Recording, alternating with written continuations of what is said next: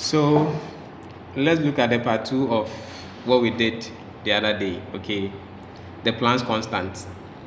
So let's look at the line separation by diffraction grating first. Okay, now we are just continuing with what we did in the lab, the part 1 of the video. So this is the part 2 of the video. Okay, so this is what our manual shows us. Okay, this is what our manual shows us. So we'll try and then see what we can do to the equation. Okay, now but before that, let's look at how the table will be like. Okay, so the table, we have the filter color. Okay, the filter color.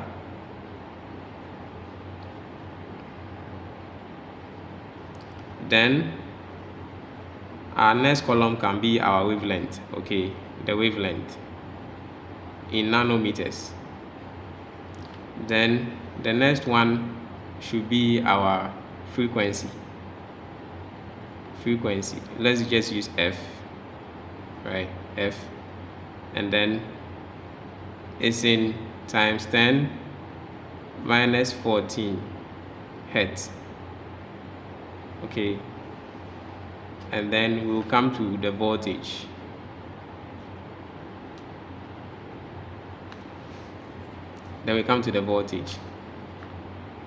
Right? Okay, so this is how the table looks like. So you realize that the colors that we saw on the screen, you can just write the colors here. Okay, so example, if we have red, orange, yellow, green, blue, and then purple. So after writing these colors, then we write the various wavelengths of the colors here. Okay, then after that, we can find the frequency. Okay, so we can find the frequency by using this formula. F equals to the C on lambda. Okay, we can find the frequency using this.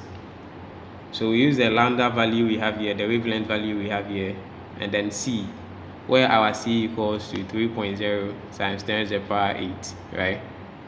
Times 10 raised to the power 8.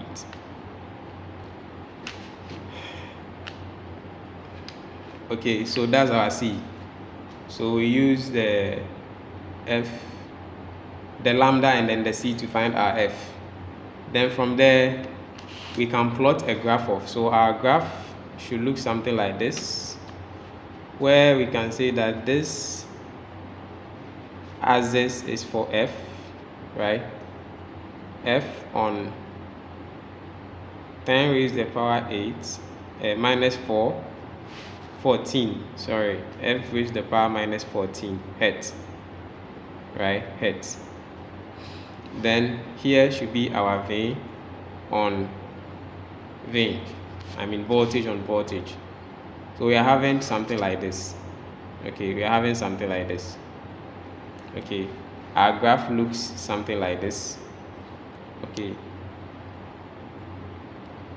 so the next thing we do, right? The next thing we do is to try and then deduce the equation. So let's see the equation that was given. Okay, let's look at the equation.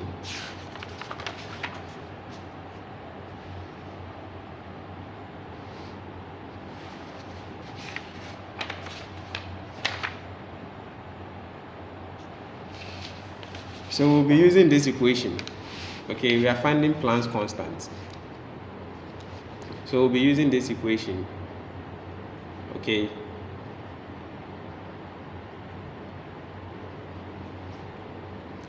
Now let's try and define the parameters.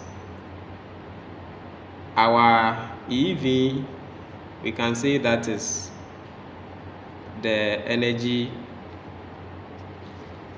You can say this is our energy of the emitted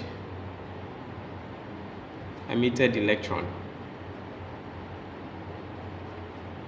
Okay, the energy of the emitted electrons.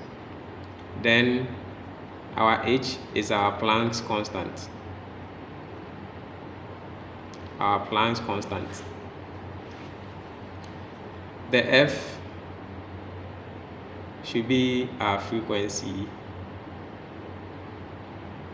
Frequency should be our F.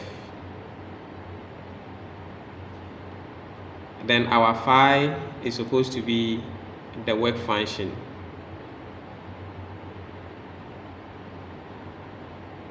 Work function.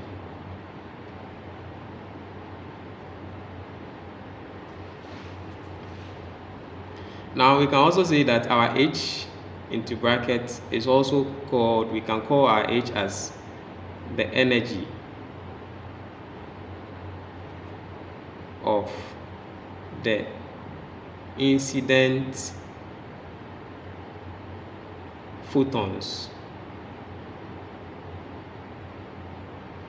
Okay, so our Planck's constant, the meaning of our Planck's constant is supposed to be the energy of the incident photons. Okay, now assuming we plotted the graph, right?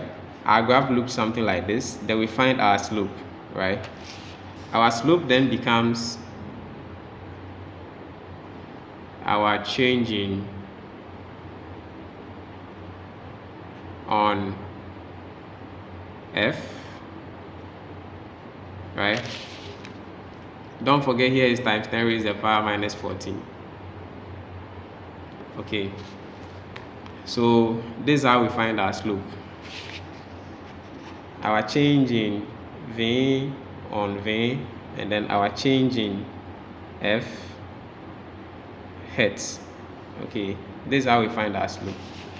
After finding our slope, now we come back to the equation that we wrote here. Okay, so let's come back to the equation.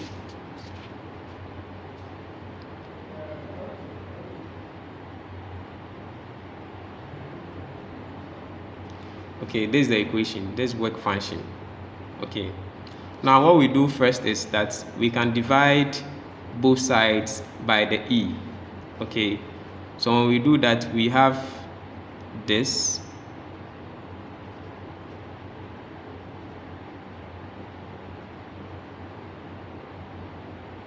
right? This is what we have when we do that. Now this E, once we separate this E from the energy of the emitted electrons, now we can say that our E becomes the electron charge. Okay, our E becomes the electron charge, where the electron charge has a value of 1.62 times 10 raised to the power minus 19. Okay, so now this our equation becomes this, right? Now from here we said that from this is our expected graph. So let me say expected graph.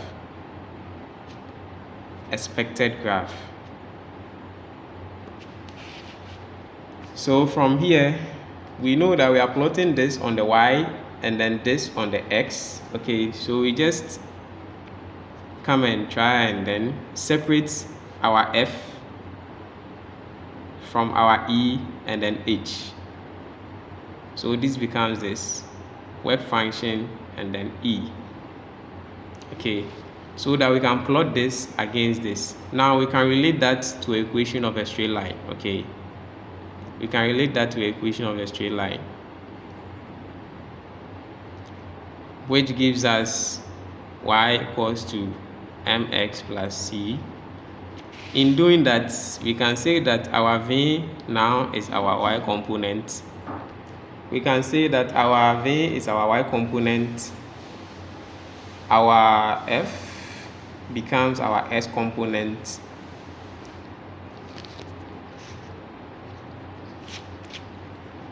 then our M is supposed to be equal to, our gradient is supposed to be equal to H on E, and then our intercept C becomes our phi on E. Okay, now let me just continue from here. So after finding our slope here, right, what we do next is we equate the value of the slope. So we can say that we set our m equals to h on e. We are interested in finding this. Mind you, for this experiment we are finding two things: the Planck's constant, and then we said that our Planck's constant is also known as the energy of the incident photons. Okay, and then we're also interested in finding the work function. Okay, so let's look at the Planck's constant first. Now our slope becomes our h on e, because our slope here equals the h on e. So then in doing that, our Planck's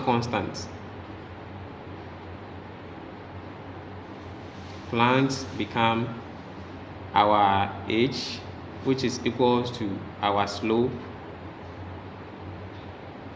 times the value of our e. Now we know that we said our e is a constant, right? Our e is a constant. That's the electron charge. So the value of our slope times the electron charge should be able to give us the Planck's constant. Okay, so that's how we find the Planck's constant. Now to find the work function, it's the same procedure. We said from here that C equals to the work function on E. We know E, the value of the intercept, right?